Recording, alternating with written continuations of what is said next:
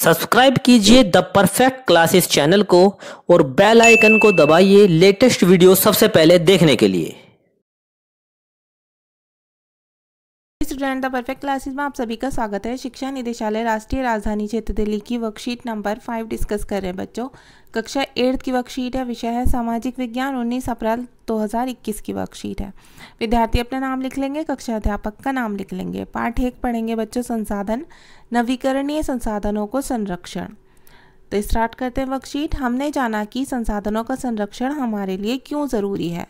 इन संसाधनों में बहुत से ऐसे हैं कि जिनका कितना भी प्रयोग करो वो कम नहीं पड़ते, और बहुत से ऐसे हैं जो एक ही बार प्रयोग किए जा सकते हैं, जिनको दोबारा नहीं बनाया जा सकता है। इनको हम क्रमशः नवीकरणीय और अनवीकरणीय संसाधनों के नाम से जानते हैं। आइए अब हम इनके संरक्षण पर चर्चा करते हैं।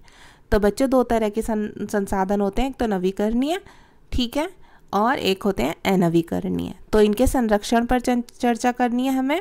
नवीकरणीय संसाधन के बारे में देख लेते हैं पहले। वह संसाधन जो शीघ्रता से, मतलब जल्दी से नवीकृत अथवा पुनः पूर्व अवस्था में हो जाते हैं, जो या तो नवीकृत हो जाएं जल्दी से या पहले वाली ही अपनी अवस्था में वापस आ जाएं।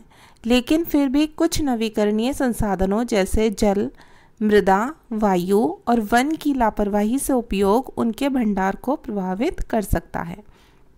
जल की कमी और प्राकृतिक स्रोतों का सूखना आज विश्व के बहुत से भागों में एक बड़ी समस्या है। उसी प्रकार भूमि की खुदाई और जंगलों की लगातार कटाई से प्राकृतिक आपदाओं का बार बार दस्तक देना मानव जीवन के लिए बहुत बड़ी परेशानी खड़ी कर सकता है। तो बच्चों, देखते हैं अब क्या बोला हुआ है हमसे। आओ पता लगाएं और सूची बनाएं।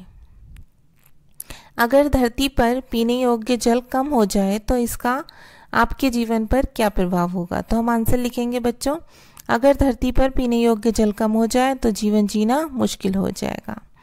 सेकंड है, अगर धरती पर जंगल समाप्त होते चले जाएंगे तो क्या होगा। अगर धरती पर जंगल समाप्त होते चले जाएंगे तो प्राकृतिक आपदाओं का बार बार सामना करना पड़ेगा। अब प्रत्येक व्यक्ति संसाधनों के संरक्षण में अपना योगदान दे सकता है। कुछ उपाय दिए गए हैं, इसके अतिरिक्त आप अपनी समझ से सोचकर लिखें कि आप किस तरह अपना योगदान दे सकते हैं। जैसे बच्चों, जल के संरक्षण के यहाँ 2 पॉइंट्स ही दिए हुए हैं बस, बाकी हमें लिखने, कितने लिखने हमें, 3rd, 4th और 5th। 2 पॉइंट्स कौन से हैं। पीने के पानी को गाड़ी धोने, सड़क धोने के काम में न लाना, दैनिक कामों के समय पानी बेकार ना करना, ठीक है, जैसे नहाते में, कपड़े धोते में आदि में हमें पानी बेकार नहीं करना चाहिए। ये जल संरक्षण के 2 उपाय बताए हुए हैं। अब देखते हैं मृदा संरक्षण या भूमि का संरक्षण। तो पहला पॉइंट है उपजाऊ भूमि को कृषि कार्य के लिए प्रयोग करना। दूसरा है बंजर या कम उपजाऊ भूमि का प्रयोग मकान बनाने या उद्योग स्थापित करने में करना। Okay student. तीसरा है वायु का संरक्षण। वायु के संरक्षण कैसे करेंगे। पहला पॉइंट बताया हुआ है प्लास्टिक या पत्तों या किसी भी दूसरे प्रकार के पदार्थों को ना जलाना, ठीक है। दूसरा पॉइंट बताया हुआ है पौधे लगाना व पत्तियों को ना तोड़ना। वनों के संरक्षण के भी 2 पॉइंट बताए हुए हमें। पहला है कागज को ना फाड़ा जाए तो पेड़ों की कटाई नहीं होगी, क्योंकि कागज पेड़ से बनते हैं। किसी के जन्मदिन आदि कार्यक्रमों में पौधा उपहार में देना, ठीक है बच्चों। अब इसमें देखिए, यहाँ पर ये पॉइंट्स छोड़े हुए हैं, 3rd, 4th, 5th, यहाँ पर 4th, 5th, यहाँ पर 3rd, 4th, 5th, यहाँ पर भी 3rd, 4th, 5th, ठीक है। ये हमें पॉइंट्स लिखने हैं तो हम लिख देते हैं। बाकी पहले जल संरक्षण के देखते हैं, ठीक है।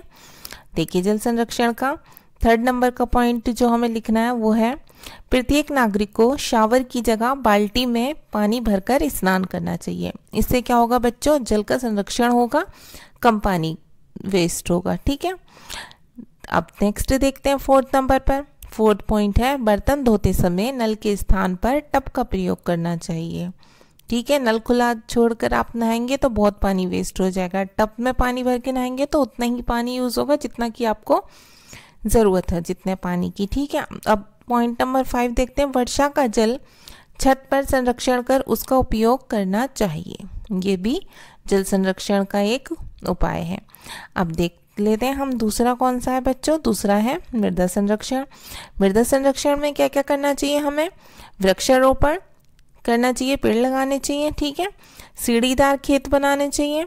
नंबर 3, अत्यधिक चराई पर रोक लगानी चाहिए, ठीक है। 3 पॉइंट्स दे देंगे। नेक्स्ट है बच्चों वायु संरक्षण। देखिए वायु संरक्षण हम कैसे करेंगे?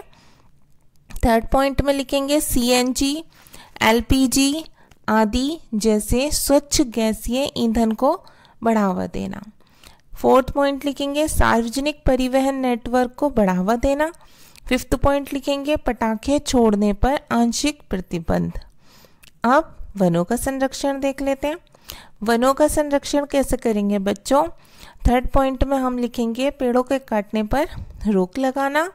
4th पॉइंट लिखेंगे वनों को आग से बचाना। 5th पॉइंट लिखेंगे वनों को अधिक चराई से बचाना। ओके स्टूडेंट्स, अब देखिए क्वेश्चन नंबर 1 देख लेते हैं। नवीकरणीय संसाधन किन्हें कहते हैं? तो इसका आंसर बच्चों वर्कशीट में ही है, आप यहीं से लिख लेंगे। नवीकरणीय संसाधन किसे कहते हैं? देखिए यहाँ हमें दिया हुआ है, एक ही लाइन में ये आंसर है। ये यहाँ से यहाँ तक आप आंसर नंबर 1 लिख लेंगे। नवीकरणीय संसाधन वह संसाधन है जो शीघ्रता से नवीकृत अथवा पुनः पूर्व अवस्था में हो जाते हैं, ठीक है। अब क्वेश्चन नंबर 2 देख लेंगे बच्चों। पानी के दुरुपयोग को कैसे रोका जा सकता है? तो देखिए पानी के दुरुपयोग को निम्नलिखित प्रकार से रोका जा सकता है। हम लिख देंगे पॉइंट नंबर 1 डालकर जल संरक्षण के द्वारा। नंबर 2 कृषि सिंचाई पद्धति में बदलाव करके। नंबर 3 दैनिक कामों में पानी को बर्बाद ना करके। ओके स्टूडेंट्स, अब क्वेश्चन नंबर 3 देख लेते हैं। क्वेश्चन नंबर 3 है जंगल के संरक्षण के लिए आपके क्या सुझाव हैं? तो बच्चों जंगल के संरक्षण के लिए हमारे क्या सुझाव है? ये हम यहीं से पॉइंट लिख सकते हैं जो वनों का संरक्षण होगा, है ना। यही आंसर नंबर क्या होगा हमारा? 3 होगा। अब इसमें 2 पॉइंट्स तो ये रहे और जो जंगल के संरक्षण में दिखाए हुए ये रहे, वनों के संरक्षण के बाकी पॉइंट ये रहे। ये भी आप आंसर नंबर 3 में लिख सकते हैं, ठीक है बच्चों। आंसर 3 में 3 पॉइंट भी लिख देंगे तब भी आपका आंसर कंप्लीट हो जाएगा। जंगल का संरक्षण बोला है ना, जंगल का और वनों का संरक्षण एक ही बात है क्योंकि जंगल में वन होते हैं ना। अब क्वेश्चन नंबर 4 देखिए। भविष्य के लिए संसाधन संरक्षण क्यों जरूरी है? भविष्य के लिए संसाधन संरक्षण क्यों जरूरी है, इसका हम आंसर देंगे बच्चों। देखिए आंसर नंबर 4 भविष्य के लिए संसाधन संरक्षण जरूरी है क्योंकि पहला पॉइंट लिखेंगे संसाधनों का उचित प्रयोग नहीं हुआ तो संसाधन समय से पहले समाप्त हो जाएंगे। दूसरा पॉइंट है संसाधन का संरक्षण नहीं किया गया तो आने वाली पीढ़ी के लिए समस्या बन जाएगी, ठीक है। यहाँ पर ऐसे आपको पूर्ण विराम लगा देना है, ठीक है बच्चों। नंबर 3 संसाधनों का संरक्षण इसलिए भी आवश्यक है क्योंकि कुछ संसाधन सीमित मात्रा में उपलब्ध हैं। अगर आप 2 पॉइंट्स भी लिख देंगे बच्चों तो 2 पॉइंट्स भी इनफ है, इतना भी आंसर आप लिख सकते हैं, ठीक है। आपकी वर्कशीट सॉल्व हो गई स्टूडेंट्स। अगर आपको मेरी वीडियो पसंद आई है तो प्लीज़ मेरी वीडियो को लाइक कीजिए, शेयर कीजिए, हमारे चैनल को सब्सक्राइब कीजिए। Thanks for watching.